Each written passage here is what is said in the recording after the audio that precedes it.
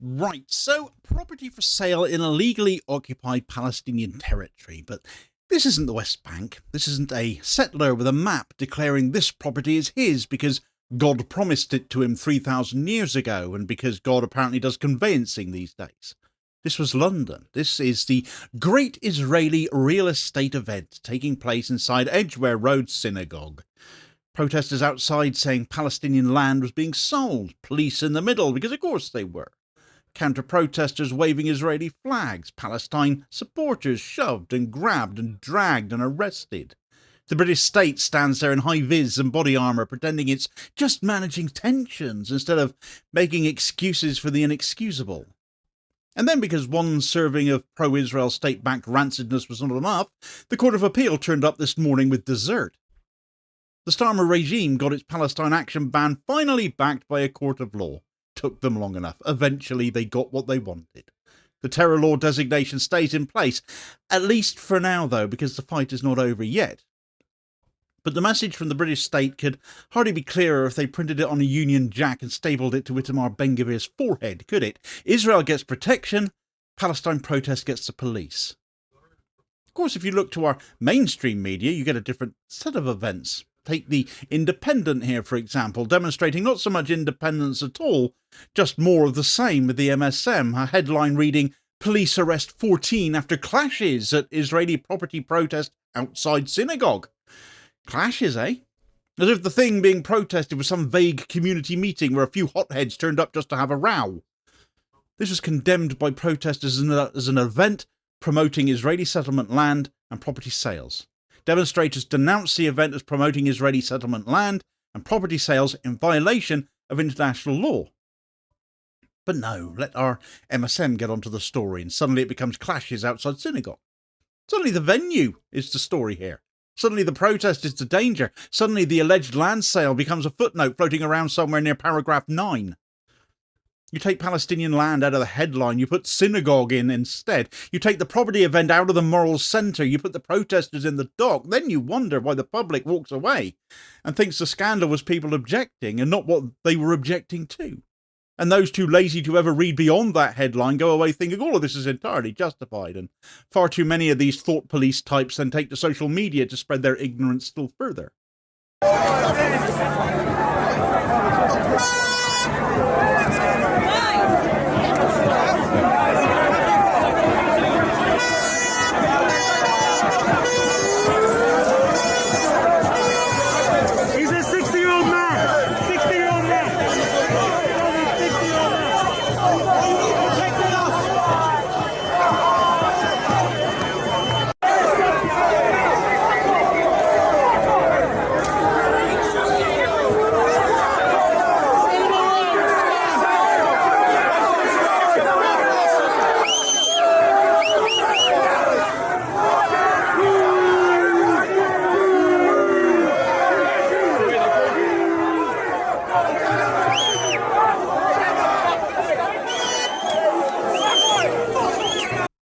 A banner saying, stop Israel's illegal sale of stolen Palestinian land. That's what brought people there. And what do we see instead? Police moving into the protest and bodies being pushed and people handled. The state turning up as the physical line between an Israeli land sale event and the people saying, no, we're not standing for this happening here. The event gets the police protection, the protest against that getting criminalised outside. And if that doesn't tell you all you need to know about which side the Starmer regime is on in all of this, I've got a slightly used copy of the Balfour Declaration I could sell you. But the point is that the protesters and campaigners and some MPs have all made quite clear that this event was linked to Israeli settlement property sales. The Independent itself reports that the Palestine Solidarity Campaign and other groups said the real estate event was openly advertising the sale of land in an illegal Israeli settlement called Gush Etzion in the occupied West Bank, all while also reporting the organisers disputed that framing, as did the Board of Deputies, because of course they did, didn't they, along with issuing a statement which read, "We are deeply disturbed at the wholly unjustified protest called for this morning outside a northwest London synagogue. The event organisers have publicly refuted claims that the event is marketing real estate over the Green Line. It is very disappointing that MPs and other public figures have not acknowledged this.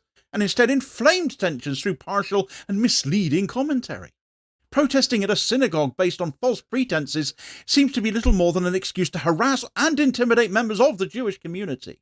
We have been in touch with the Metropolitan Police, calling for protesters to be kept from intimidating members of the community, to police robustly any examples of hate speech, and to provide reassurance to the local community. New measures under the Crime and Policing Act, called for by the board and community partners, will from the end of the month give police new powers to impose conditions on protests near places of worship.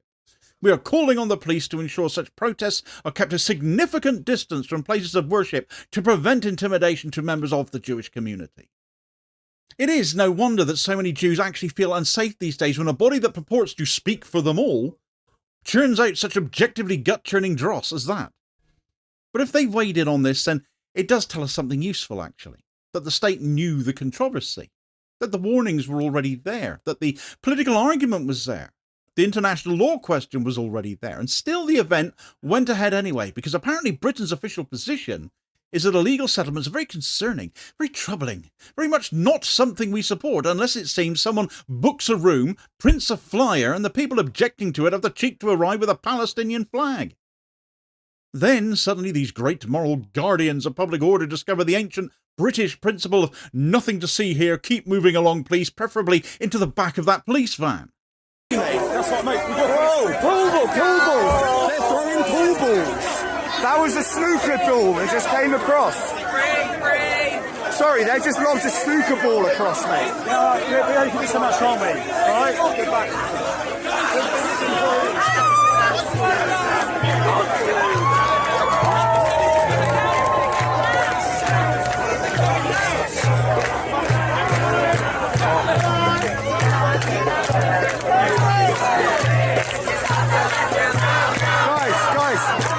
Police, flags, barriers, counter-protesters, Palestine supporters. A British street organised around a scandal the British press would much rather describe as a clash than as an Israeli land sale protest.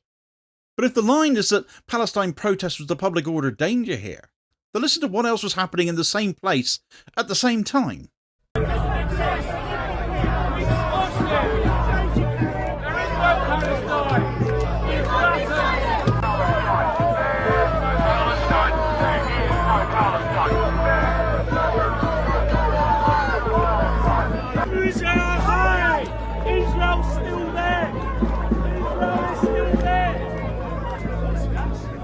No!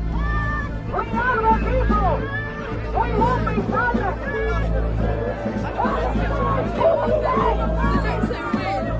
And we don't want to.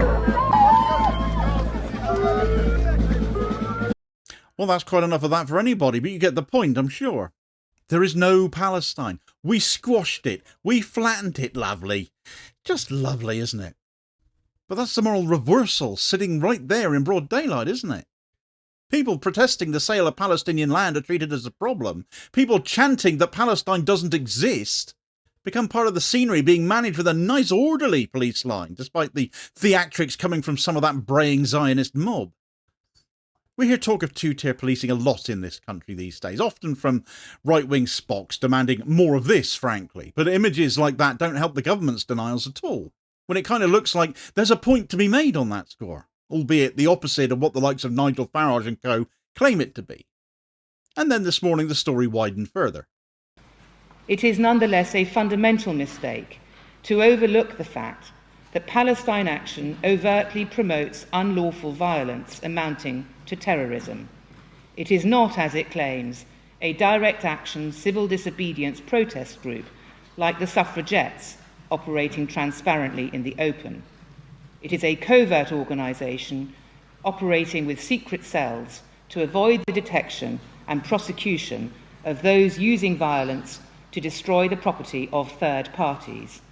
On the street, Palestine protest is policed as a public order threat. In court, Palestine direct action got upheld as terrorism. There's a neat little historical conjuring trick going on there, isn't there? So forgive me if I don't take the Lady Chief Justice's verdict with much face value at all. Palestine Action, we are told, is not some noble civil disobedience movement like the Suffragettes. No, Suffragettes are now safely dead, you see. They've got statues, they have school assemblies, they have tasteful purple, white and green merchandise.